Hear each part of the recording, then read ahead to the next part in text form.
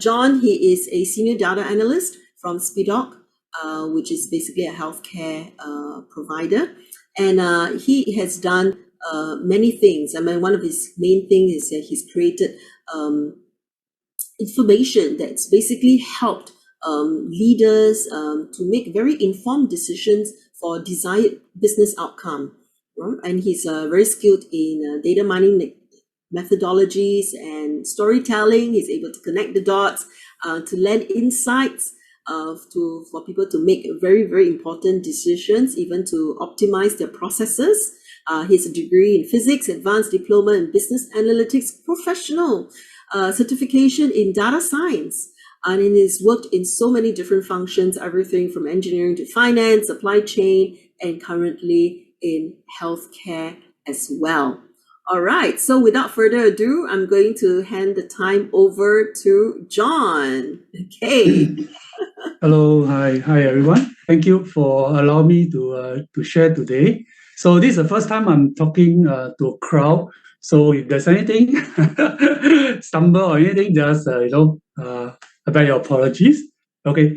So yes, I'm a senior data analyst, and I'm actually working in Speedoc.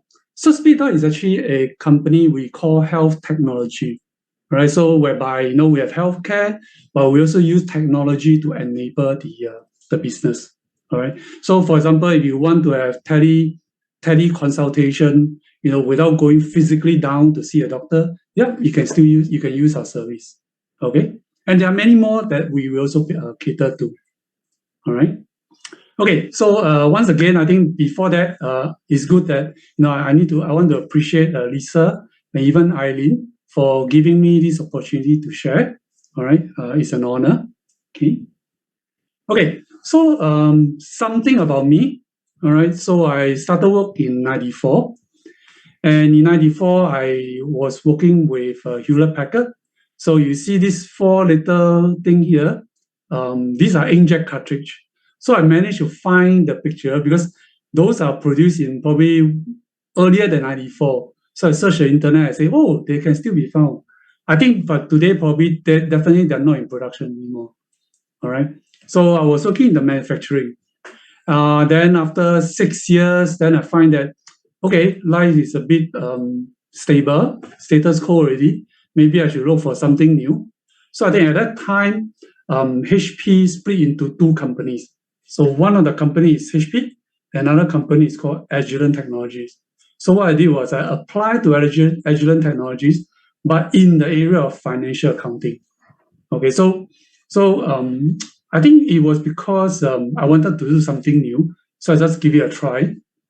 And I tell the manager, I say, you know what? Actually, I don't know about debit and credit. Okay, but what I can bring to you is that when you have a financial process that's actually inefficient, I can use my engineering knowledge to help you to maybe do process re-engineering to make it more efficient. And I think based on that, he actually accepted me. So yeah, then I was working in there for 3 years. Then I think at the end of 3 years, there was actually 5 rounds of retrenchment at that time.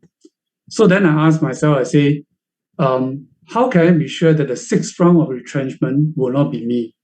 So I decided not to take a risk, and I applied for another job. So this time around, I went to GE Healthcare. So it's in another different area, which is supply chain related. So, okay. So, yeah, so it's, again, I think, but sometimes I think it also depends on whether the manager is open or not. Okay, so I went to GE, worked there for 1 over year. And then the thing is that at about 1.5 year mark, I think my manager resigned on me, my teammates resigned on me, and I'm alone. So then they get another team to come on board. The manager is in Japan, and the whole team is in China. And someone tell me that they actually wanted to close down the Singapore office. So, I got no choice. Once again, I have to look for somewhere to go. Okay. So then that's where I actually, I did do a little bit of own business for a while. But after that, it couldn't work out. So I went to join another small startup company. So this is the first time I actually came in contact with a startup company. Okay. And actually the startup company has folded up already. And the reason I left again is because, after 1 year, so startup, right? Once they find someone who wants to buy their company with a good value, they'll want to sell. So the owner was saying that, when someone comes along and want to buy our company, yeah, I'll sell it. And I said, oh no, not again. So no choice, I have to look for something else. Okay. So then I went to a bigger company called BD Healthcare. Okay. BD Medical. So down there, I worked there for about 6 months, and decided that their culture couldn't really fit my career values. Okay, so that's why I actually left after 6 months. Okay, you all can still hear me, right? Okay, and thanks. Yes, we can. Okay, so and then but the best thing is that after 6 months, I feel very proud is that I've actually gave them I was a manager there, so there were production folks, production operators, engineers all reporting to me. So I have about 100 over people under my strength. Okay, and what makes me happy was that because when I left, right, I actually gave them the best bonus that they had in about 4 years. Okay, but it was also very sad because on the day I left, they cried. So it's not good, but I have to move on. Okay. Then after that, you see this little arrow here. I actually went back to HP for another 6 years, doing almost the same thing, but slightly different. Later on, I'll share. Okay. Then after that, I say that, hey, why not do something more stable? So I went into healthcare. So the time when I went into healthcare was in 2012. It was actually 12 December 2012. So 121212. Okay, I still remember that. And yep, I went into, first of all, I went into Sing Health. Then after that, I went to SGH. And then I went to KK Hospital. So in KK Hospital, I was working in the area of quality improvement data analytics. Okay. So same thing, after working for so long and things become status quo again, and I say, okay, let's do something new again. And now I landed up in this company here. Okay. So, all right. And that's about me. So you can see that, yes, I work in many different functions, career transition a lot. Okay, scary, but still do it. All right. Okay. So for all the jobs that I work in, right, my philosophy has always been the same. It's like I want to make things faster, better, cheaper, and safer. Now, I think probably this comes from my very first job because when you're in manufacturing, right, you definitely have to make things faster, better, cheaper, and even safer. Okay. And all along, and after that, along the way, I find that I also want to be valued for my contribution. Okay, this is what I want. My philosophy has always been the same. Now, so the question there is that, will this make me valuable if I can always make things faster, cheaper, better, safer? All right. And along the way, I learned that, you got to make contribution, but you also have to demonstrate work values, like what Lisa has said. Okay. And if I can do that, right, I will be able to be valued. All right. So maybe down here, I share a little bit of stories now.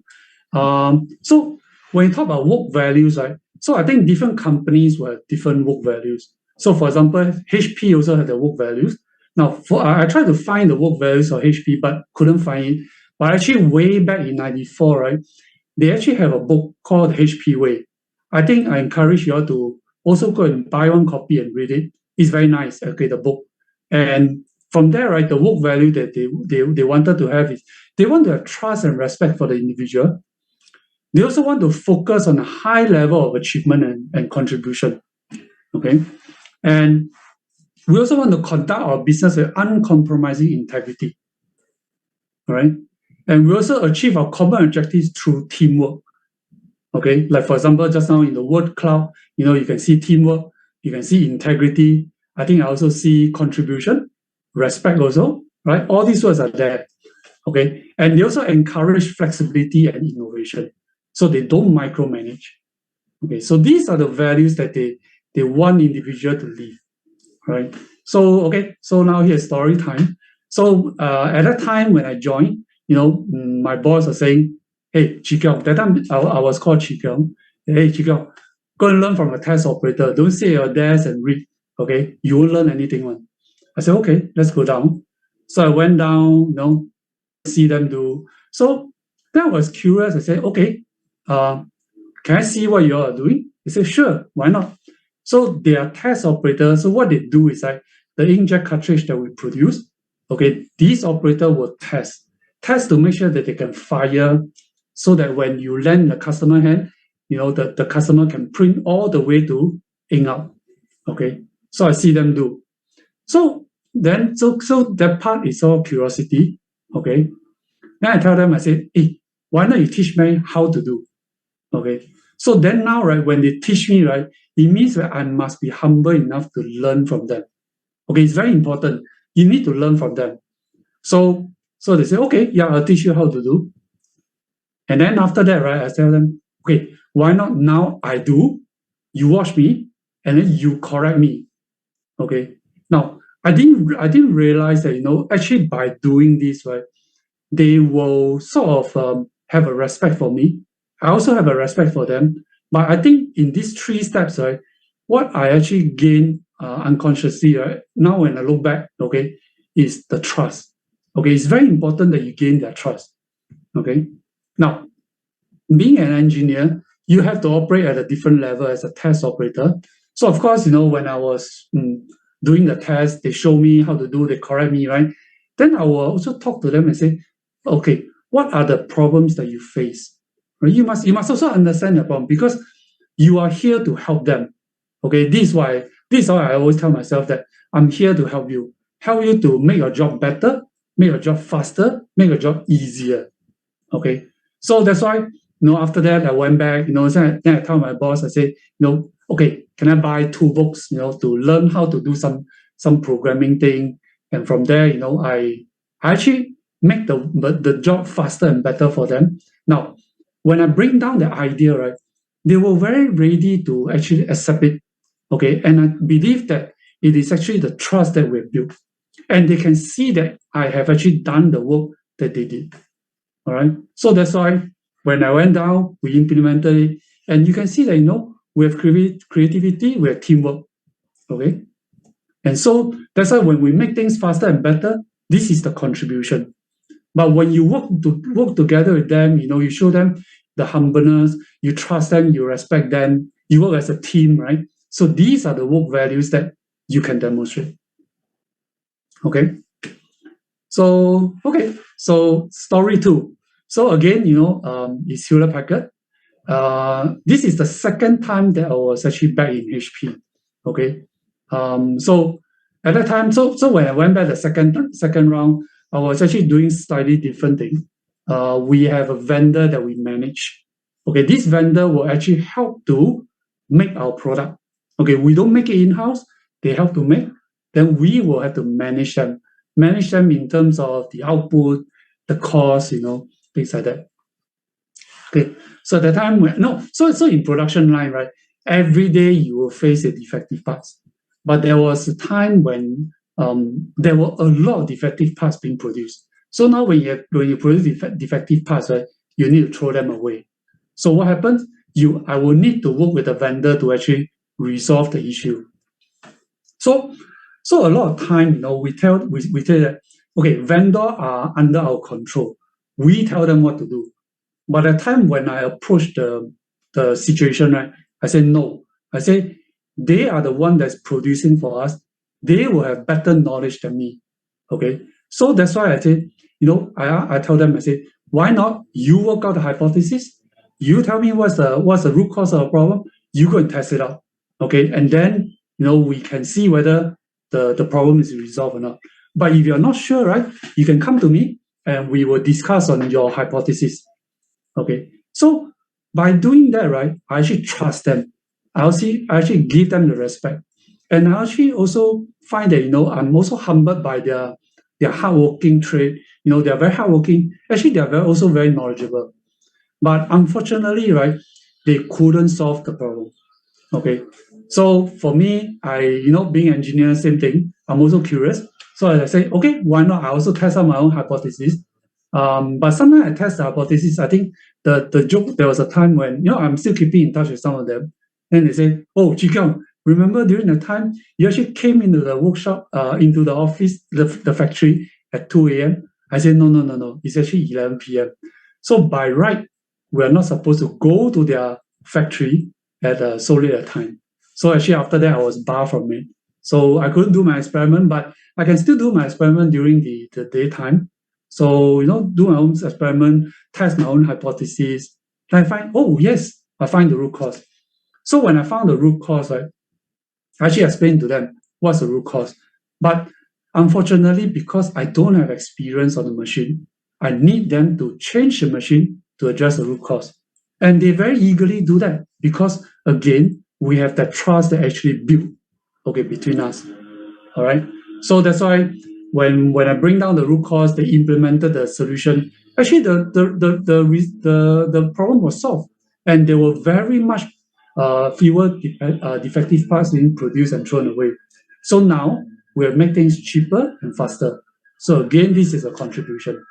Now, I find that probably all these things wouldn't work if all the above doesn't happen. So that means the work value that I demonstrate. Okay. All right. So, yep. And now this is the third story. Okay, so the third story is this is the quite one of the latest.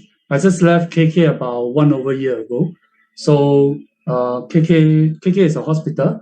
So and the core values that they have, and also equivalent to the work values are compassion. So when you work in a hospital, definitely you need compassion, okay, and integrity, right, and also collaboration. So these are the three work values that they look for. Okay. Now, at that time, when I was there, now you know the hospital, right? There's always waiting time, long waiting time for specialists, long waiting time for emergency, long waiting time for surgery, right? So long waiting time is nothing new. So by that time, in the emergency, because what happened was that the team actually was solving the problem for a long time with another team. But the team felt that they were not going anywhere. So my boss said, let's take over the problem. So okay, let's take over the problem. So now you must understand, right? When the team has been the doctor and nurses on the ground, when they're solving the problem for a very long time and they don't find the light at the end of the tunnel, okay, when you go down, there will be defensive wall being built. Okay, so this you must be aware. All right, so that's why when I go down, I tell them, okay, I want to listen to you. Now, a lot of time we want to listen to reply, but I think you should listen to understand. So, and like what I didn't say, like what Lisa said just now, right? No, actions speak louder than words. So when you really listen to understand, they can feel it. Okay, they can really feel it if you're genuine enough. All right. So that's why for me, I find that because of that, and actually trust is being built. Okay. Now, next thing is so actually at the background, I was actually doing some work. I roughly know what is the problem using data already. Okay, but the thing is that again, if you want to tell them, right, how do they believe you? So one of the things that we did was we want to feel the pain on the ground. And actually what we did was a group of us actually went down. We spent 5 hours with each doctor, a different doctor, and we do it over a period of time. So then we follow the doctor. Where they go, we'll go. Okay, they go for a break, we note down they go for a break. They go to this room to see a patient, we note down they go to this room and see a patient. Okay, so everywhere they go, we go, except the toilet. Okay, so okay, anyway, so when they see that we feel the pain on the ground, right? Then they know that we respect them. But by us, right, I'm also curious, what do they really do on the ground? Right? So that's why when combining all these things, right, when I presented the root cause to them, they readily accepted it. Okay. And again, like I said, I don't have the experience to actually implement the solution on the ground. It was a very difficult solution that they implement on the ground. Okay, because the solution was to actually change the shift time of the doctor. So imagine that your shift start time instead of 6 is now changed to 4 p.m. Okay, 2 hours earlier. How would you feel? It's not easy. So the ground buying is very difficult, but they managed to do it. Okay, they managed to do it, and actually the result was actually the waiting time was short. Okay, much shorter, 30 minutes shorter. All right, and and then we were quite curious. We say, oh, last time, you said that your doctor are very stressed, right? Can we measure the medical leave rate? And actually, when we measure their medical leave rate actually reduced, and it's a reduction for 1 year. No, every month we measure. Okay, so then we know that yes, the solution actually worked for them. Okay, so this is your contribution. All right, and again, on top of that are all the work values that I have to demonstrate and take the leadership to make sure that the whole thing gel together and work. Okay, so as I reflect, right, again, how do I demonstrate the work value? I think gaining trust is important, and I can only do that through curiosity, humility, and respect. Okay, and then I also have to show creativity, perseverance, and teamwork in solving problems. I think problems, as you all know, perseverance is definitely one of the things that you must show. You will not always succeed at the first try. Okay, so then, okay, yep, recall this, right? This slide, right? So I want to contribute in all the areas that I go, and I want to be valued for my contribution. And again, making contribution and demonstrating work value will make me more valuable. But the question is, how do I keep making contribution? Okay, how do I keep making contribution? It's not easy, all right? So that's why how I do it is to learn continually, to broaden and deepen my skill. So when I say broaden and deepen, right? Okay, you can refer to the URL that I have below in the slide. I think later on probably will send out to you. Okay, it's in the form of T-shape. Okay, the horizontal one means to broaden your skill, and the vertical one means to deepen some of the skill. Okay, and this is important. Okay, so how do you do that? Is actually you can do it by courses, workshop, projects, and even when you run operation. Okay, and talking to people, learning from people, and by working in different business function and environment. Okay, so just how Lisa said that I went for data science professional. So yeah, I did that actually I think it was in 2021. Okay, and it was a 6-month boot camp. So every week, Tuesday, Thursday is a night class, and Saturday is a full day class on site. Okay, so we went through that for 6 months. Okay, so this is why I feel that we need to learn. Okay, but then as you keep doing, right, sometimes you need to pull yourself back by doing reflection. But because when you reflect, then you can connect the dots. So why do you want to connect the dots, right? Because you really want to know what more you want to do, what is the last thing you want to do, what are the things you want to do better, and what you don't want to do. Okay, so when you do that, right, you actually form habits to do better. So habits, don't underestimate habits. Habits is actually very important. Why? Because your thoughts becomes your words. Okay, your words becomes your action. Your action becomes your habit. Your habits becomes your character. Okay, and your character becomes your destiny. Okay, so this is a quote. All right, and actually, how do I broaden and deepen? So, like when I first started my job, I was given a chance to learn all these like statistical data analysis, making improvement. Making improvement is in a way challenging the status quo. Okay, systems and critical thinking, working with stakeholders, and doing Excel, VBA, Visual Basic Application, and then operations management. Now, so these are the broad skill set that I have. When I go to the next job, which is finance, some of the things I don't use anymore, but there are some that I still use, and now I'm actually deepening them also, right? Deepening them in a different business environment. Okay. Then in my next one, when I went for supply chain, again, some I didn't encounter. Okay. And yep, when I went to the startup, actually it was surprising. This is my first time encountering vendor management. But actually it proved to be very important for me. Okay. Now, so that's why after that, when I went to the company for 6 months, operations management was also very key to deepening my skill there. Because at that time, right, I need to ensure that there is enough raw material for production, and the raw material are of good quality for production, and the raw material when put on the line, they can produce, and after produce, they can ship, and after they ship, right, we don't want any customer return. So you can see that it's a real end-to-end thing. Okay, so this is very important. Although it's a short 6 months there, but I find that I learned a lot. Okay, and then after that I went back to HP.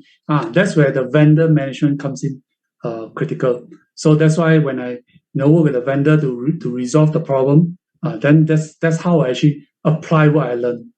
Okay, and then after that when I came to healthcare, I think the additional thing I learned was training and consulting. Okay, which is good, something new. Okay, and probably the last one. This one is a bit different now. So now I learn about data engineering, data analytics, and even data visualization. Okay, so that's how that's my career. So now, so sometimes when I say reflect, right? How do I reflect? I think at that time, I actually was also at a loss. Okay, I really at a loss. So that's why I engaged Eileen, and Eileen actually do a reflection with me. So reflection now is about reflecting on my career. All right. So as I go through my career, especially this page, right, she asked me, what makes you happy? What makes you not happy and why? What are they? So I map out everything. Then from here, right, I do a career value summary. Then now I know what I like, what I don't like, and how do I use them to broaden and deepen my skill to make more contributions. Okay. So that's why actually some of these things during the interview, I do ask the interviewer, especially how do you value your staff, things like that. Okay. Now, so some final words now. Okay. So Steve Jobs said you cannot connect the dots looking forward. You can only connect looking backwards. So hence, I have to reflect to connect the dots. Okay. And Steve Jobs will say, okay, stay hungry, stay foolish, right? So for me, I say, right, okay, I'll go forth and explore. So I actually brand myself as an explorer. So I tell people, I'm an explorer. Why? Because I fail, I learn, and I do better. Okay, so that's how I do. But again, one thing, I can do that. I don't want to step on people. Okay, you must be mindful to be curious, to be creative, persevering, okay, and humble, right? Be humble, and also be kind and collaborative and honest, right? So I think all these are the timeless work values that everyone should demonstrate. Okay, and so remember, making contribution, demonstrating work values, you'll be valuable. And actually, for me, right, like what Helen Keller said, life is either a daring adventure or nothing at all. So now for me, I'll just keep exploring. Okay, so that's all I have. Thank you. Wow. Okay. John, thank you so much. I know it's virtual, but definitely round of applause to John. Thank you so much for sharing with us your career journey. I really like the one with your, I think the example for KK Hospital, the one, if you could bring that one up. Okay. Yeah, that was really good. I like, this is really good. I like, particularly when you said you ask question, you listen to understand and not listen to defend. Yes, or even reply. Or reply, right? Yes.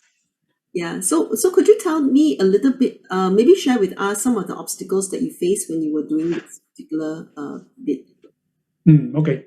So I think in healthcare, I think now you can see that sometimes the admin person, right? So I'm an administrator, okay, because I'm not the doctor and the nurses, the allied health, right? So they say, oh yeah, the administrator. So you can see that sometimes there's a war between administrator and the healthcare staff. Some maybe not. Let's say if you are working in facility management, right? Oh yeah, they'll work with you very well. Okay, but sometimes administrator they tend to view you probably like ivory tower. We tell them what to do, but they say, "Can you feel our pain? You can't, right? Then how do you know that by doing what you want us to do, I can get rid of my pain?" Right. So these are some of the obstacles that you will face. Okay, and compared to manufacturing, right? Let's say manufacturing, you say, oh yeah, this machine down here is no good, down there is no good. I will tune here, I'll tune there. The machine will not complain. But when you go to a human, right, you tell the human, can you change this? Can you change that? They'll complain, right? They'll say, no, this is not my usual way of doing. And sometimes when you introduce a new way, right, you have to be cognizant whether are you making it even more difficult for them. That's not a one. Okay, you should not do that. Okay. So then I think as you do along all these things, right, as you go along, I think in order to break the barrier, you have to first prove that you are on their side, you are helping them. And when they can sense it, right, like for example, the lower medical leave rate of the doctor, they can sense it, yeah, then they'll be on your side. So how did you demonstrate that you're on their side? I think I'm just curious to know. Yeah. Okay, so I think in terms of interaction, you have to interact with them more. Okay, you have to interact with them more. And then sometimes, of course, I think this project, the good thing about this project is it actually went all the way up to the CEO, the CMB, all the C-suite fellas are involved. So, once you get them to buy it, they will want the ground to buy it. So you had the top management buy in, so that really helped. Correct. Yeah, yes, but sometimes top management buy-in is not enough, right? You need to have the ground level buy-in, which is what you did. You worked with them and you gained trust. So did you have to go and kopi with them? I would say that sometimes yes, sometimes yes. The kopi is just the time during I was with the HOD lah. Then I think he was stepping down already. Then I went there. I say, hey, let's talk to him. So we have a very heart-to-heart chat. He's a very nice guy. Hey, he make tea and coffee for me. That's like, okay, he's a very nice guy. So I think sometimes it's through all this work, right? That again, right? I don't know. I think just now you mentioned about sincerity, right? And if we are sincere and we demonstrate it, right, people can feel. Yes. Okay. Yeah. I think this is very important. Yeah. So someone on the chat says that Hui Mei says they like how you reflect and discovered how you demonstrate your work values after it's after the KK slide, is it? Okay. Yeah. Yeah. Okay. But before we move to that, just one more question on this one. I'm just what exactly did you do to reduce the shorter waiting time for consultation and lower the leave rate for doctors? Okay, so I'll try to explain it in a non-technical way. So imagine that between, let's say, 10 to 11 a.m. Okay, 5 patients comes to see you. Okay. If these 5 patients, right, can be seen within this hour, you don't have something called backlog, right? Okay, but if only 4 can be seen, one of the patient will definitely have to go to the next hour. Yes. It's 11 to 12. Then 11 to 12, right? 5 patients come in. You can only see 4 again. Now your backlog increased to 2.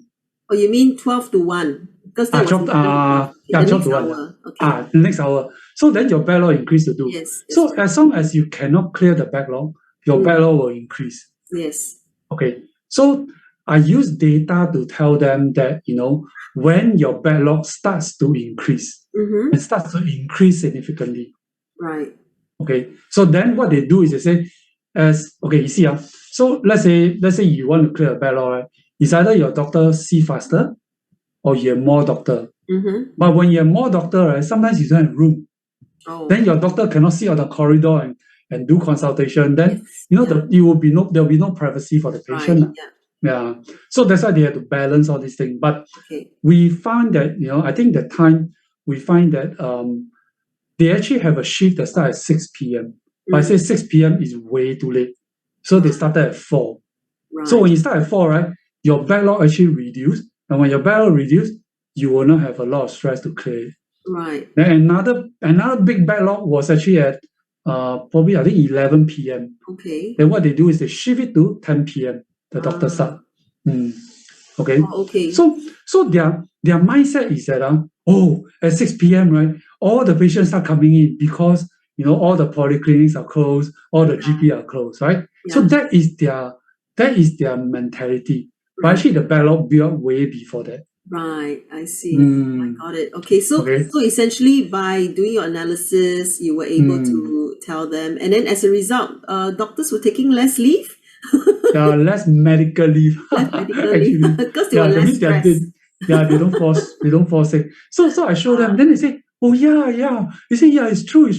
Then they actually went down to the ground to get a Mm, sensing from those doctor. The yeah. doctor say, yeah, they can.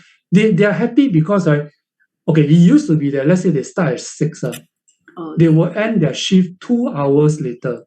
But Ah, now if they start at 4, they yes. will end their shift only 1 hour later. Or no, they actually On end on time. time if I'm not wrong. Yeah, they end on time. So they're very happy. So I said, wow. I said, okay. So it actually, so I mean, whether it solved the problem don't come from me, come from them. Mm. Yeah. So actually, this one, right? Actually, they won an award, lah. It Oh, was, I think, the excellent. Sing Health Award. Yeah. Wow, excellent. And the best thing is that because that time, right? That time we got data, right? Mm. So I think probably all of you know that your IT folks are in the background, right? If there's no IT breakdown, your IT folks are invisible. But Yes. when your IT starts to break down, you'll Yeah. shout at your IT folks, right? Yeah. And they'll be very Well, stressed. I have been in operations for many years in Microsoft, so I always tell Right? people, then they ask, what do Mm, you do? I say, when I stop doing what I do, then you will know what I mm. do. Yeah. So what happened was that one of the person actually gave me data day in, day out to do Mm, all this analysis. right. So when the award came, right, I asked my boss, I said, can I include him? So actually we included him and he was shocked. He was like, first time, he got this Ah, award. So he excellent. got a Grab voucher for, I think, food and transport. Nice, excellent. Mm, And there yeah. is also another work value that the fact that you included him shows that you Mm, care for humanity. I think that is definitely one of your mm, demonstrated work value and teamwork, yep. justice as well. I think that is very strong in you. It's like, you want to make sure that everybody is acknowledged, not just, Mm, the higher ups. So that is yep. definitely very, very evident. So let's go to the next slide, which I think one of the, someone here wanted to see, what are Next some of the slide. work You're saying about the after the KK one. Yeah, this is the one. Oh no, back. back? This No. one? After your KK slide, the one that you just, yes, the next one. Yes, This this one? slide. Yeah. Okay.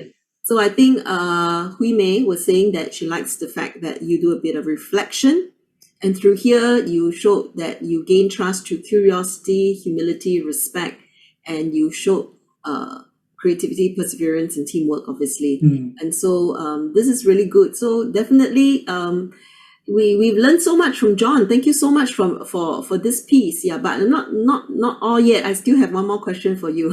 Okay. Okay, Okay. I really like that the chart that you did, that analysis that you did, I think with Eileen. Can you bring Oh, that up okay. again? Yeah. This So one? yes, this Mm, one. Yeah. To mm, continue to connect the dots on your career, mm, which is really good. So could you tell us a little bit about that career value summary, the least, not important? So what was the mm. process that you did? Oh, okay. There's a list of words. Mm, There's a list of words that I think I have to actually put them into very important or the least important. So I mm. think at that time, right, I actually push a lot on important and very important. Kylie was saying, no. You cannot have so many. You have to prioritize. So Yeah. I said, okay, I prioritize. So when I prioritize, right, you see integrity. So Yes. I want to make sure that integrity. Now integrity is both ways. I have to be honest. I also want the company to be acting Yes. honestly. Yeah. Right? Okay. Yes. Being valued. Okay, is it being valued? All right. Yep. What autonomy? So Yep. that's why current in my current role, I actually asked the manager. So do I have autonomy to work? Right? Yeah, they say yes, you have. Okay, cool. Yeah. So yeah, learning is one of them. Okay. Mm, So I try to put all these things inside here. mm. But all these things I think I can only do this after I have gone through this. Right? Uh, You have to reflect. You have to reflect back, know what you've done, all these things. Then before you know what you consider as important, what you consider as least important. Yeah. mm. Okay. But I would say that, if you put the two together, right, it will help you in terms of like, what should your next job be? Mm. Uh, how do you want to contribute in the next job? And if you're not prepared, right, what are you going to do to prepare yourself?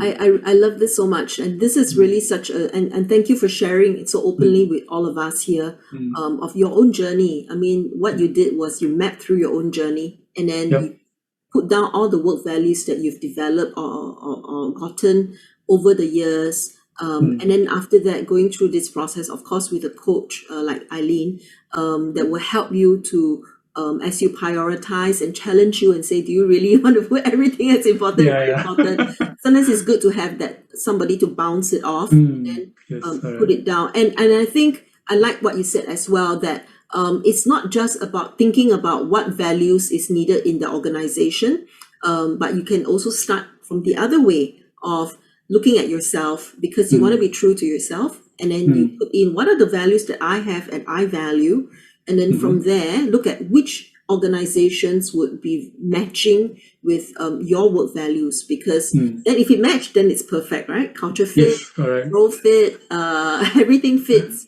really well, and then you have a really happy and very fulfilling career and role, because we spend so many hours at work anyway, right?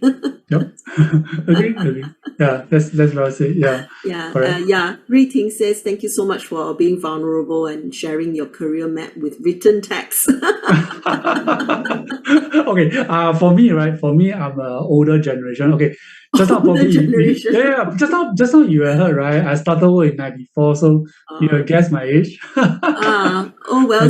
Still young. Let's not talk about age here. Okay, but what I do is I like to actually draw. So even let's say when I work, right, now I'm working in data, right? So it's the same, no? Sometimes I just pull a A3 paper and then I'll just draw to connect what I've done, all these data that I've gotten. Where can you bring me to? It's the same. So I also reflect on things that I do. So this is how I do. And I find that, drawing is easier. Yeah, I mean, I thought of getting an iPad, but too expensive. Just the paper. and A3 paper is very huge. Yes, okay, there's another way that you all can do. Is that, if you all got whiteboard, right? Buy a few different color marker, go to the whiteboard and draw with different color, then take a picture. So that's what I do also. Wow. So that's how I reflect, connect the dots. Wow. Okay. So you're a very visual learner as well, which is correct. Yes. Okay. Let's give a round of applause to John. I know you're fun, but you can use your emoticon. Thank you so much. Thank you. Okay. I'll stop sharing. Yes, stop share. Then I can share my screen next. Okay. All right. Okay, so thank you, John, so much for that. And I just want to say that John is so kind. He is even availing his slides to all of us, all right? So let me just put this into the chat so that you all have it as well, and where you can download his slides. Really, John, thank you so much for your generosity. Okay, you're most welcome. Yeah. So there we are. We're doing very, very good with time. Oh my goodness. I wasn't expecting this, but definitely we've done really well there. But what I want to do now is to cover some Q&A. Maybe this is where it'll be a little fun, but let's do some of the questions that was already posed by some of you already before on registration. Okay, let's go them one by one. So John and I will do our best to address them. Okay, so the first question is, do we tell if our prospective employer asks any one of our witness prospective employer is working on? I think it's asking, if they ask you whether you have a witness, what do you say? Do you tell? Okay, John, how will you answer that? Okay. Actually for me, right, I will definitely tell, all right, because you must understand that nobody is perfect, all right, nobody is perfect. So for me, right, I have a weakness, and my weakness is I always dwell on a problem for a long time. So you can see that, sometimes you can see that I don't care about other things, right? I'm very withdrawn, right? Then you know that, oh, John is too drawn into a problem already. Oh, okay. Yeah, it's like that. So then, now what I do is I make sure that I do something to kick myself out from there. So I have to consciously set a deadline, and say that, okay, this is going to be the first version that I come up, and it will be draft, but at least I can show something. So, and the thing is that when you do that, right, actually you don't make the person wait and wait and wait, and then nothing happened, right? You show something, then maybe something from there discuss, and then you can actually progress, make changes, and move on even better. All right. So this is a weakness that I actually tell some of the interviewer. All right. So, but you must understand, right? If you don't tell, okay. So then let's say the employer hire you. Yeah. Then next time you show it, then how? Right? So then in the case, the employer say, "Hey, this is not what I'm getting." Yeah. Of course, if you can say, you didn't ask. Yeah. Okay. Thanks for that, John. I would add to it instead. When we are asked whether what weakness do we have, and I would basically, of course, number one, you have to tell. You cannot say no. I'm not going to say anything. I mean, everybody knows that nobody's perfect. Everyone is a work in progress, right? So, and it's a question that we must prepare for when we go for any job interview. We must prepare for it. So I will only give two tips, two things. Number one, make sure that it is a weakness that is relevant to the job, because you don't want to give a weakness that is not relevant. Otherwise, it feels like a cop out. It feels like you're not being authentic. You're not being truthful. So you don't tell people, say, my wife likes to complain that I don't flush the toilet. So, okay, so that's not a relevant weakness to share. So Yes. it needs to be a relevant weakness to share. That's number one. The other one is it needs to be a weakness that preferably doesn't have a very big impact on the role that you're doing. And of course, the third point is what John said. Tell them what you're doing to make it better, right? Okay, so this would be the 3 points. And Kelvin's asked, can we afford to share a weakness that can be used against us? Now, I guess the question is, what can be used against you? So this is during a job interview. So they're trying to see whether you are fit for the job. So they're not going to use anything against you from this perspective. They're trying to find reasons to hire you. So we need to change our mindset. The hiring manager is not trying to find things against you. They're trying to find, sorry, I'm repeating myself, but that's what we need to change our mindset. They're trying to find reasons to hire you. So the weakness is really something that we are truthful about. As I said, something relevant, but something that is not overly that will impact the job so much. So for instance, what John said earlier, his example is that he tends to get very caught up in that thing, right? He gets very withdrawn. So what he does is that he realized that because he's received feedback about it. So he realized that, and therefore he learns to give a little bit of update about what is going on. So I think don't be afraid to share a weakness. But as I say, prepare. Always go into an interview, prepare for the question on, tell me a weakness that you have, right? Because all the interviewers know that they have to ask this question. So please prepare for it. So hopefully, Kelvin, that answers the question. Can we afford to share a weakness that used against us? So again, as I said, I don't know. Unless it is a weakness that is going to not that they will not hire you because of that. Then even more so, you need to be upfront, because the last thing you want is that you get hired and then 2 days later you have to leave, which will not be beneficial, obviously, to the company, but to yourself as well. I mean, why put yourself through that whole interview process, get the job, only to leave, right? So I would suggest to be as truthful as you can, but definitely prepare for it. I'm not saying that you put everything out there, but definitely prepare for at least one weakness that's relevant, and hopefully the impact is not so good. But most importantly, what are you doing about it? Okay. All right, Kelvin, is that all right? Okay. Hopefully Kelvin can write back in the chat. It's okay. All right. The next question is, thank you, Kelvin.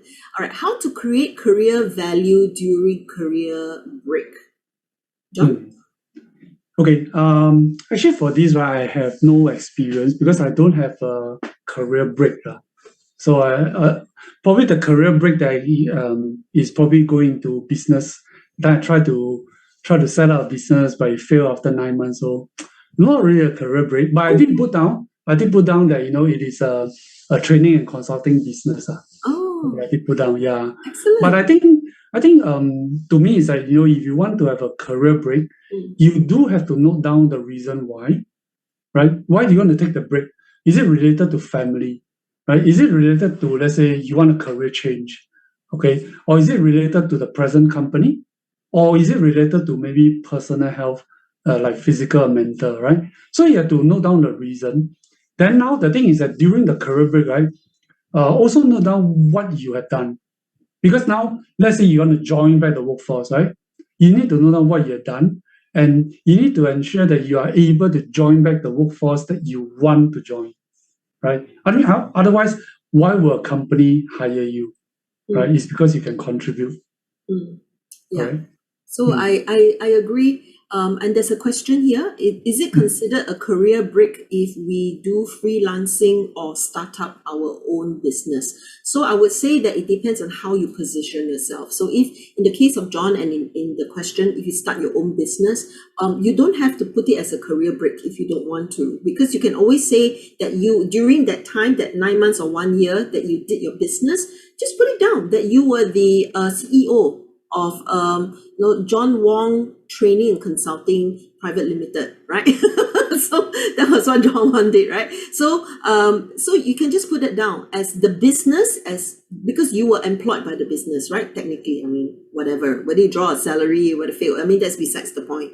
But the main thing that you were gainfully employed by your own business during that time, so you can put that down. So technically, you're not on a career break because you were trying to run a business. And then even if you are doing freelancing, I mean, a freelancer is a business in itself as well. So you can also put yourself down as that you were freelancing in this particular area. Now, but if you feel that you want to put it down as a career break because you're trying to do something different, like for instance, let's say if suddenly now I want to become a full-time musician, I want to pursue my musical aspect. But then I'm only freelancing. I'm only doing when there's gigs coming in and things like that. So in my profile, I can just put down as a freelance musician. So it's totally up to you what you want to do. So the career break doesn't necessarily mean that you are, what should I say? A career doesn't only mean that you're employed by a corporation drawing a standard salary every day. I would say so. It's how we position it. Okay. All right. Maybe So I have yeah. something to add. Okay, so I think it depends on how you see it. Like for example, let's say you want to break into data. You're not from data, you're break into data, right? So for example, you say, oh, maybe I find some company to do internship. Okay, internship is also like a career break, but Yeah. it's internship, right? So then when you do internship, you're actually learning something. Mm. And I felt that you should actually put it down so that people are saying that, oh yeah, this person really do internship to learn to break into another career, which is good Mm. to Yeah. me. I mean, that's how I feel it. Okay. I agree with you. And I like how Audrey Wong has defined in the chat. She said that a career break is a period of time out from employment.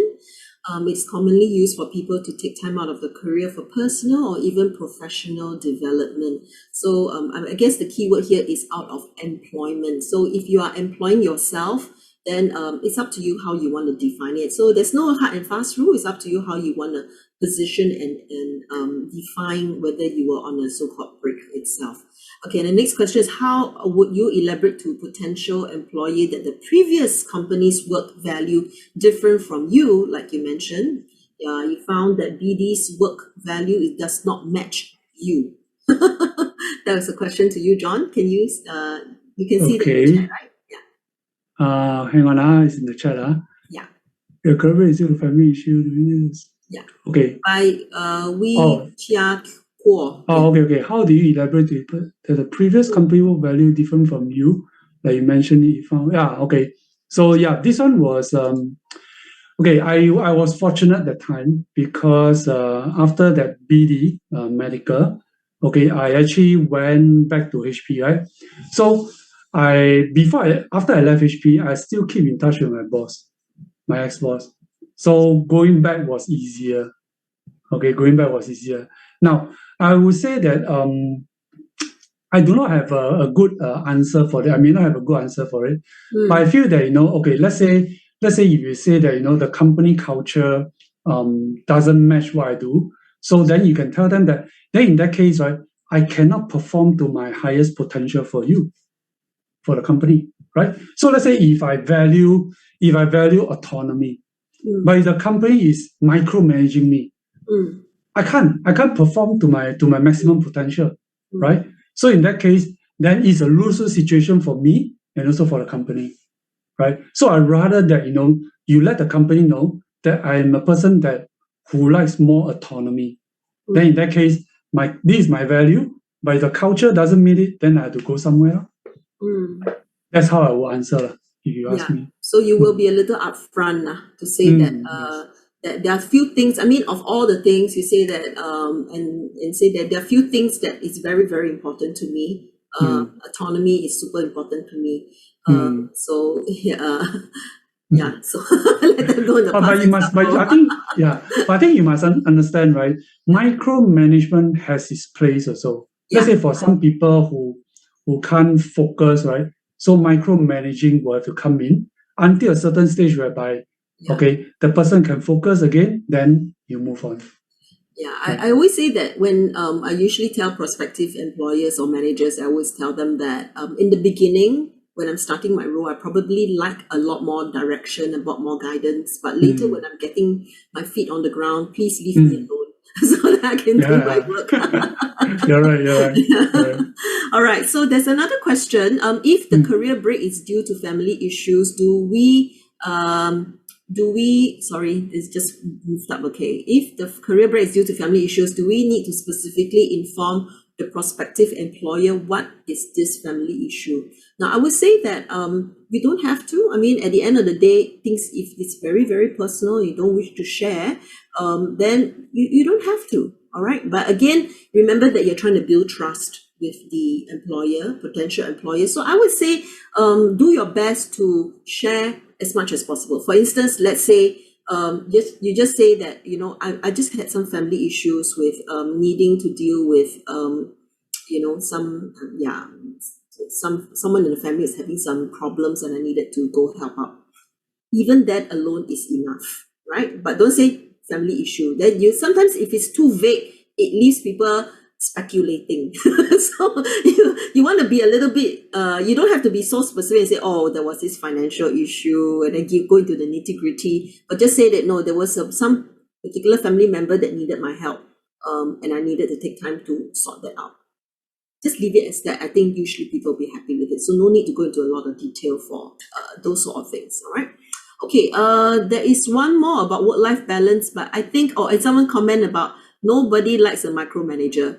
Lacks trust. I agree.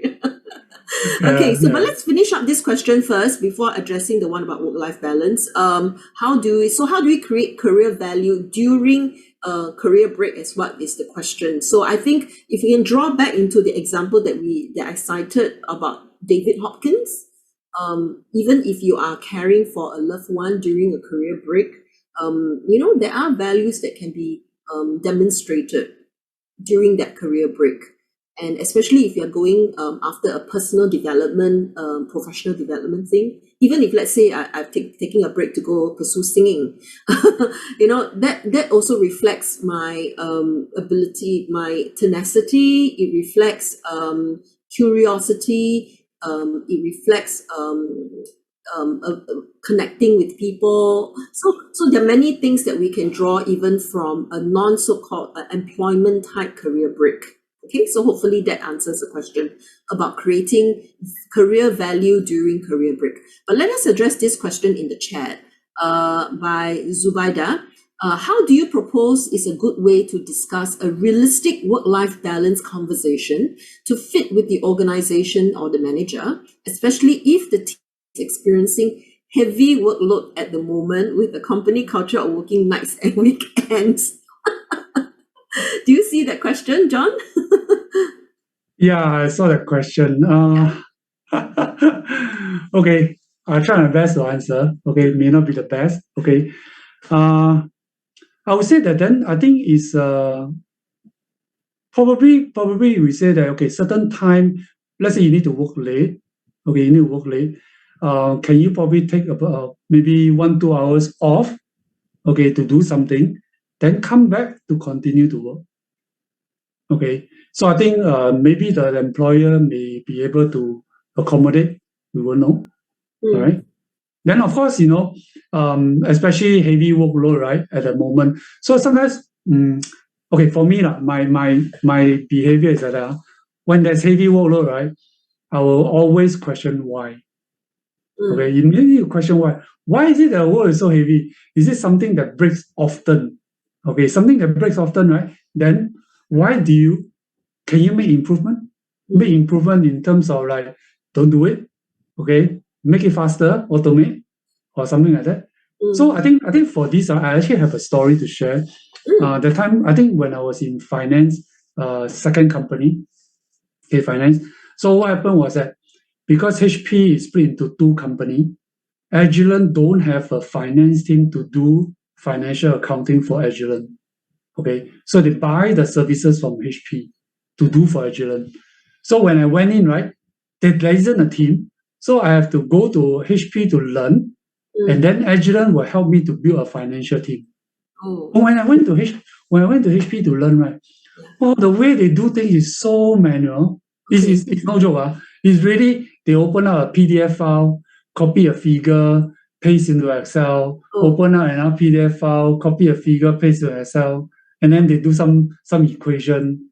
Every day they are doing that. So I said, no, cannot be done. So that's why I went in, I used my knowledge in VBA, read up some other new knowledge. I automate the whole process. So I think in HP they need about 3 to 4 person to do, but in Agilent we only have 2. So I actually managed to reduce the workload. Yeah, so it's a 50% thing. Yeah. So yeah, that's me. So in that case, you don't have to have all this work to make you do overtime. See, that's what I want. Yeah. I mean, that's my style. That's my style. It's great if you're John Wong, right? And John Wong who's able to go in, do root cause analysis and work on the solution. But what if those of us who don't have that ability? So I would answer the question in this way, that if there is a situation where there is a lot of overtime and there's a culture of working nights and weekends, apart from asking why and whether there's a way that we can work on the root cause so that it's reduced, which will save costs and make everybody much happier. I think the other one is to also consider whether this is just seasonal. Because is it just a heavy period and there is a light at the end of the tunnel? And if it is, then maybe it's just a matter of just gritting our teeth for a little bit, then so that we can get over this hump, and then we can see how we can make things better so that we don't have to experience this again. That would be one conversation I would also have. But if it's a persistent thing that keeps going on and on and on, then obviously we need to have a conversation with the management to understand, this culture is not very healthy for everybody. So, and then hopefully we can bring in to understand why, reduce the workload, improve the process, bring in John and get things better. Now be a consultant. Okay. Yeah. Hopefully that answers the question, Zai. Yeah. Okay, now next question. The next question is, during interview, I asked about the need for overtime. Oh, this is very appropriate. It's the same thing about overtime. Finance manager replied that I only need to work half an hour overtime, but I need to work overtime at least 1 or 2 hours most days to complete my work. And my other colleagues also need to work overtime to complete their work. So how do I ask further question during interview on the working overtime? Okay. Yeah. Okay. So I want to understand the question is that, maybe during so let's say for current job, right? During the interview, and then the finance manager say, oh yeah, you need to do only half an hour. Or when they hire you, you need to do 1 to 2 hours. Okay, then maybe when you're going for the next interview, how do you ask for this overtime duration? Okay. So I think again, I don't have a lot of experience, but probably you can ask, right, what kind of work is done during overtime? Okay, that's important. So that then you know whether, probably from experience, I mean, if you're working in finance, you probably know from experience whether you can gauge that whether this is going to take a long time, or going to not take a long time lah. Again, then again, after that, going in, I think I saw one of the answer in the chat group, gather a few people together, and I think is in the chat group. Yeah, gather your colleagues to have a retrospective on what works, what doesn't work, keep doing, stop doing. I think that's a very good idea, to me, right? I mean, all of you are in it together. I think gather together, have an honest conversation on this, then have an honest conversation with your boss. Now, sometimes I find that in life, if you don't ask, right, you don't know whether you're getting in. But if you ask, right, you cannot get it, okay, so be it. But you ask and you get it, why not? Let's say you talk to your boss, you say, hey, boss, I think probably we need to find out a way to reduce this overtime, right? Because you must understand, right, if you're being paid on overtime, okay, sometimes it's not the money, okay, sometimes it's your health, right? And the thing is that if you're paid overtime, the company is also incurring a higher cost. So you can tell your boss, you say, overtime though. yeah. So yeah, okay. Human time plus overtime pay, right? Maybe overtime pay, right? So you can tell your boss, hey, maybe you can reduce overtime, and then actually it's good for the company, it's good for me, it's good for everyone. So sometimes you have to know how to position things to your employer, to your manager, to work things out. So I That's guess how I feel. Yeah. Sorry. For me, is I don't have overtime pay, or when I work overtime, I mean, just work at home. That is your own. So I think this question is asking about how do you broach the subject about overtime during an interview. So I would say this, that there are, I think before you ask this question, you need to ask yourself, are you okay with so-called overtime? And if you are not, because you have, let's say, very specific time, say 6 o'clock, die, I need to leave because I need to go and pick up my kids from after school care, that kind of thing, then you need to be super clear with your employer, right? So it kind of depends. I think it's definitely a very legitimate question, but I wouldn't suggest asking it up front in the first interview, unless, and I say and I pause so that it sinks in, unless it is very important to you that you cannot, die 6 o'clock, I need to leave, that is non-negotiable, then I would say bring it up, this question. If not, at the end of the day, I think it's all about the job, about how it's designed, about what all the things that John said about, how can we get together, and also what Hui Mei said as well, how can we get together to make things better, are there things that we can stop doing, continue doing, so that we can avoid overtime, so that we work together towards it.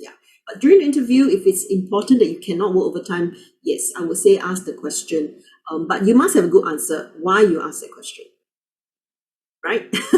You don't want to come across as that you're unwilling to put in a little bit of extra effort when it's needed. Okay, thank you. Okay. All right, so the next one is this question: are personal values and work values the same? Okay. I was also a little bit confused initially until Eileen and Lisa point out that I went to do some research. Okay. Yeah, I think personal values I found that, are your fundamental beliefs that guide your attitudes and your action. Okay. Because these are things that you value. It will guide you on how you approach a subject and what you do in times of crisis, things like that. And I think career value, as they say, right, is a subset of the belief. So for me, I find that probably sometimes they are the same, sometimes they may not be the same. All right. Let's say, for example, outside work, right? I value being alone. So a lot of time, people will tell me, hey, you like jogging, right? Why not you go and join a jogging group? So I actually went to join a jogging group, but in the end, I don't like it. Okay, I don't like. So I just want to jog alone. Okay, so I just jog long distance alone, have my own me time. But in work, right, I don't like to be alone. I want to have interaction and teamwork. Okay, I want to have that. All right. So I think probably personal values and work values can be the same, may not be the same. Okay, it depends. That's my answer. So the lesson learned is if you see John jogging along the streets or in the park, please don't go up to him and say, "Can I jog with you?" Because that is his alone time. Yeah, correct. Okay, jokes aside, Okay.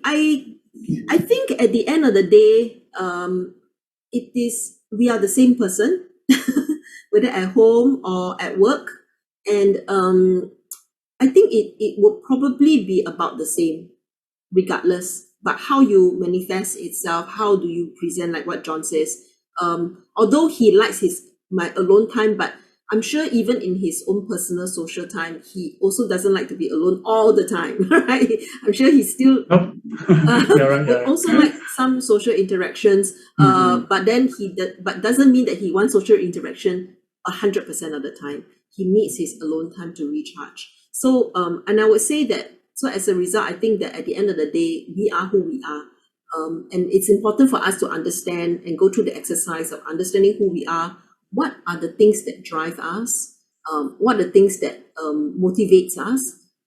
And do the kind of exercise as what John has done. He's mapped it all out, put his all priorities. He's reflected on the previous things that he's done and what values demonstrated, and he's able to match them all up. And then so it's super clear. The next role that he's going for, he's got it all lined up already. In fact, he probably knows this organization, is it going to be a fit for me? Yes, correct. Rather than, am I going to fit into that? Or vice versa, right? If it's a fit for me, I'll fit into them as well. So I would say that probably would be the same. And then I don't know whether you all know about this thing called the imposter syndrome. The imposter syndrome is that when if we keep continually project a persona of that is not us at work all the time, then I guess two things can happen. One is that you can grow into it, right? Because people say fake it till you make it. I think it's true to some extent, but most of the time not. Most of the time, we might suffer from what we call imposter syndrome, which means that you feel like a fake, you feel unauthentic, and then you do not know why at night you cannot sleep because you are troubled by the fact that you're not being authentic, you're not showing your true self.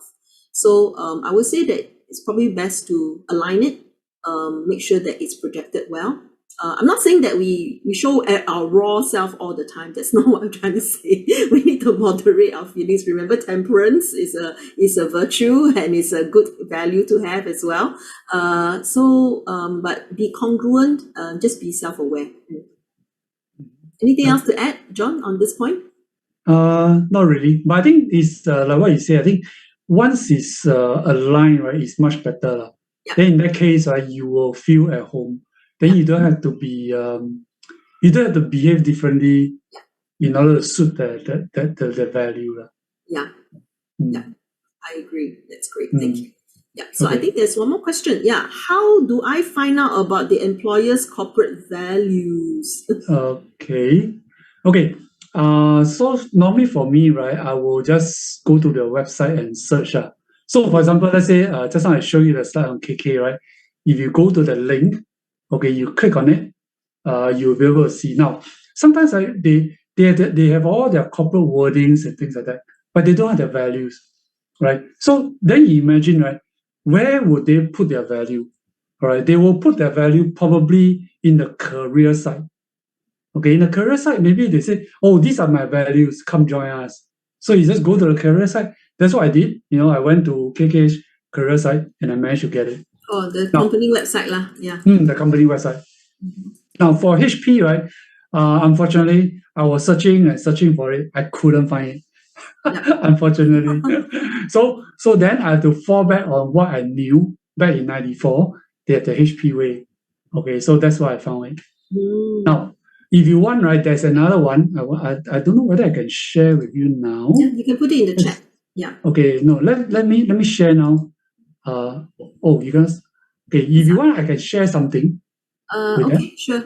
Is All it right. okay? Yeah, sure. Okay, I can unshare, then you can share. okay, Yeah, okay. and Let me share. while you're sharing, I want to call out that Hui Mei's got a question for you in a little bit. You can answer that Oh, after you've done the sharing. But okay. definitely, Hui Mei's idea of using ChatGPT Hmm. to dissect the company lingo is also very good. Yes. So Yeah. ChatGPT Actually, can also be cross on. actually, I wanted to share this with you. There you go. Yeah. It's ChatGPT. So just now, right? Okay. So just now I typed in what are the core values of SingHealth? Okay. So KKH I can't find, but KKH belongs to SingHealth. So Mm, ChatGPT say, oh, as my last knowledge update, mm, let's see, compassion, ethical, professional, patient-centered care, teamwork, innovation, all here, mm. right? Excellent. So let's say no. What are the core, oh, core values of Mm. Hewlett Packard? Okay. Okay. Invent, Invent, reinvent, reinvent. Oh, trust. so different already. It's a bit different from the HPUA. Mm, yeah. Yep, ChatGPT. Mm, Okay. So yeah, I mean, but be careful, okay? ChatGPT has hallucination. That means it says something that that doesn't exist. So just want to share. Right? That time I put something inside about me. I say, can you do up my profile, things like that. And she came back and said, "Oh, I'm a very prolific speaker, things like that." No, I didn't even speak in one event before. this is your first Uh First live. live I live. have one Ah. pre-recorded one. Yeah, just Oh, one. Yeah, excellent. first Doing live. such a good job. Thank you, thank you. Okay, yeah, that's all I have. Oh, very good, very good. Okay. Okay. So I think the question that Hui Mei's got is, how long did it take for you to get to this point where you have clarity of your work values and you went for help? Okay. Let me see. At the time when I approached Eileen, I actually talked about. I started in '94. Mm, I worked in '94. I think it was probably around 2021 that I went to Eileen for help. I see. Yeah. So I mean, I was actually banging around here and there by myself, do Mm, some reading. yeah. But I think ultimately I find that you need a person that will ask you very tough question that Mm, you probably can't even think of asking yourself, yeah. and you need that person to do it. Mm. And then after they do that, right, you must be able to accept. Because if you don't accept, right, no use. No use, right? Okay. So that's it. Lor. So that's how I feel. I mean, Mm. you need to accept. Okay, you need to accept. Excellent. Well done. Oh yeah, yeah, being coachable. Yes, I saw one. Yes, I agree. Okay. Yes, being coachable. I think Susan had some another feedback as well. And Mm, Susan said, John, your story is very inspirational. I'm actually looking at data analyst or IT business analyst course with NTUC Learning Hub. My mm, degree is not in IT. All my IT mm, knowledge skills, CRM, Jira, Synergetic, Sage, Microsoft Office, Google Suite, are gained mm, through my many years of working in customer service, mm. sales admin events, blah, blah, in different industries. I'm not sure what is a suitable course for me, and I'm currently 50s. Yeah. Mm. Okay. So, Uh, I think if you want to go into data, right? I believe actually correct. If I'm not wrong, you want to go into data, right? Data, there's many area. Okay, it's not going to be easy, but I felt that if you want, right, you can probably start off with data analytics using Excel. Okay, you just need to use Excel and do. So if you go to LinkedIn, you find that people talk about Python, talk about R, talk about this, talk about that. Okay, it's good, it's good. These are some of the companies I ask for, but I find that if you want to be a true analyst, so if you want to go to data, you must ask why you want to go to data. mm, You want to get something from the data to help someone, correct? So if you want to get something to help someone, you don't really need a very sophisticated tool to help you. Okay, all you need is just Excel. Okay, the time so on the latest that I've done for this company, I haven't shared with the rest. I only share the CEO. Right. I actually use Excel and do up and say, okay, who are the people who come for our tele consultation? What's the age group? What age group is more? What age group is less? So actually, no surprise. Those age groups that's maybe older one, they use very much less. Yeah. Those very young one also they use very much less. Those in the middle they use a lot. Okay. So then using Excel, right, I can also tell whenever you use a service, what are the things you buy from us? What medication? Okay. Even now when we do house visit, we come to your house, do a nurse visit to attend to your medical needs. What are the things we sell you a lot? And it's all done through Excel. Nothing but just Excel. Right? So Excel alone is very, very powerful. Okay, so when you want to go into data, right, just start off with Excel. Okay, and sometimes for me, right, even until today, what I do is I do my own style of learning.